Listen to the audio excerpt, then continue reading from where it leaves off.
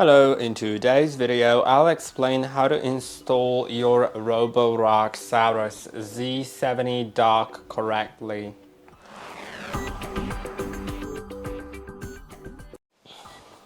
Your dock should be placed on a flat surface that is preferably like a hard floor, not a carpet.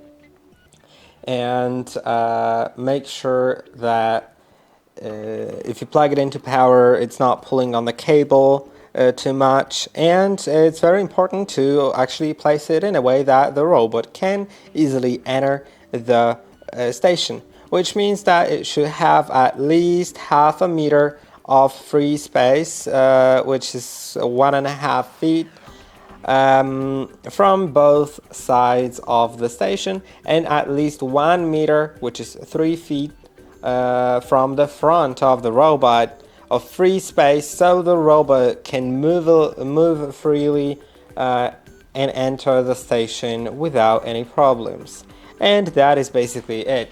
I hope that this video was helpful. Don't forget to like and subscribe, and I'll see you in the next one.